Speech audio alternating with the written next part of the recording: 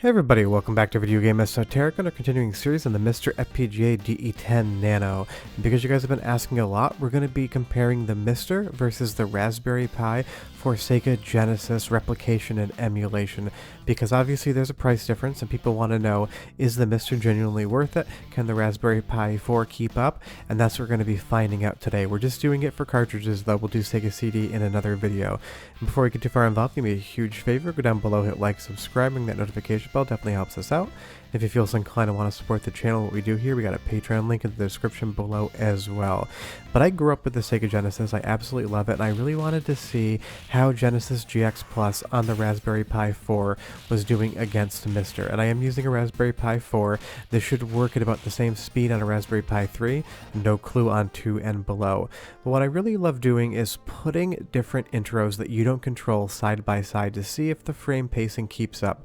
I want to see if there's any desyncing between these two sources, MiSTer on the left, Raspberry Pi on the right.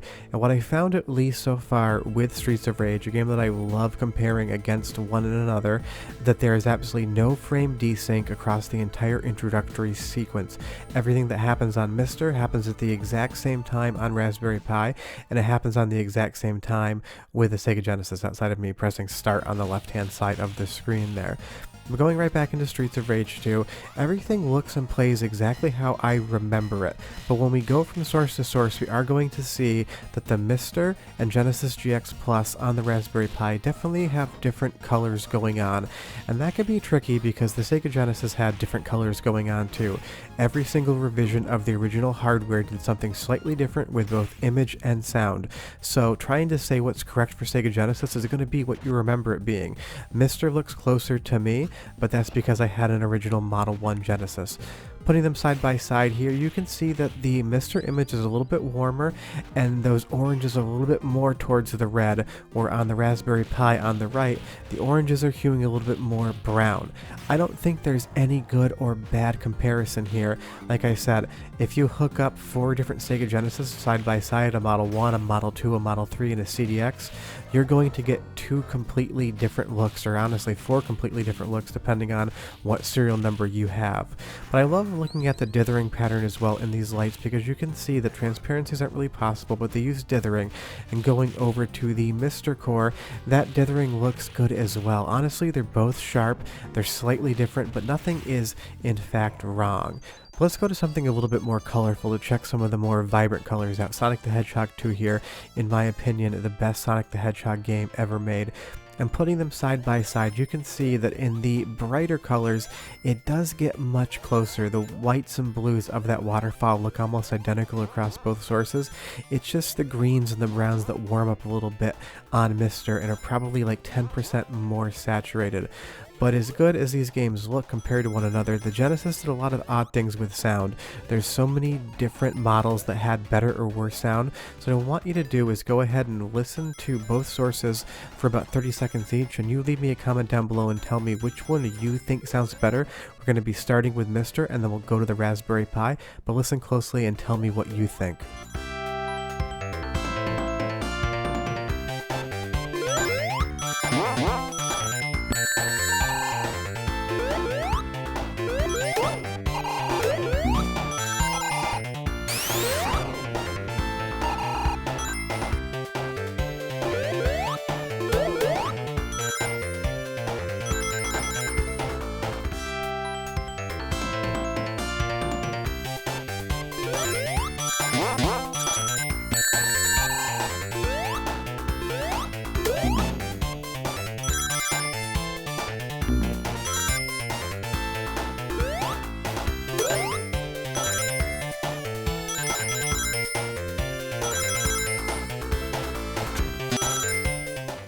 Leave me a comment down below which one you think was more accurate and which one you think you liked better, because those are two different things. I would say the MiSTer core is more accurate to my memory, and that's because it sounded slightly muffled, which is what my Sega Genesis Model 1 sounds like. The Raspberry Pi sounds a little clearer and maybe slightly tinny, but maybe that's what you remember being more accurate to the hardware you started playing on. But taking a look at a much more vibrant game, Dynamite Headdy here with this introduction, you can definitely see that the grass is greener on the left hand side, and the robot is more cherry red versus being a little bit more in the brown red spectrum on the right. Both look amazing, both play amazing, but you can see that there is a slight color shift between the MiSTer core versus Genesis GX Plus on the Raspberry Pi. And don't worry about this, this is not supposed to be locked into sync because you do have control in that intro area. But you'll see when we get darker colors, that black and that gradient into gray with that brick wall there, even those greens on the tarps on those boxes, that difference starts to minimize when you have more dark in the image on the MiSTer. And like I said, this is very subjective. You can decide which one you think looks better. I don't think either of them are wrong. I would say MiSTer is closer to my memories of what the Sega Genesis looks like in RGB, and I usually use a Sega CDX combination unit to do my original hardware captures, and I would say that seems a little bit closer to the Raspberry Pi. And that's the real tricky thing with Sega Genesis. The amount of hardware revisions and the different things that they would do with both audio and video makes it really hard to pin down what the quote-unquote correct look for something like the Sega Genesis would be. But going over to the MiSTer, I do like the reds a little bit better. I do like the intensity a little bit better. It seems like, at least on bright games, my eye is telling me that it looks maybe like 5 to 10% more impressive. But the real takeaway is that gameplay wise, I have no strikes against the Raspberry Pi with the Genesis GX Plus core, at least on a Raspberry Pi 4. It seems to be running exactly how I remember. One of my favorite games of all time, Splatterhouse 2 here, first on the Raspberry Pi. You can see Rick has that kind of like yellowish look to his arm and that brown there. And when we go over to MiSTer, it still maintains, it shifts, but all the colors are correct. We're just talking about different levels of vibrancy, different levels of contrast, but there's no incorrect colors to my eye. And this is a really good example here, where on the right, that gigantic slug monster, I don't know what his name is a little bit more brown. This is the confusing part. You guys want to see comparisons between two things, and I want to see more differences in how they operate. But honestly, as this boss ends and it goes into an uncontrollable locked frame state where everything happens without controller input, it is one-to-one identical as to how they transition. So from a pure functionality standpoint, I can't find any differences between what the Genesis core on MiSTer is doing and what Genesis GX Plus on the Raspberry Pi 4 is doing.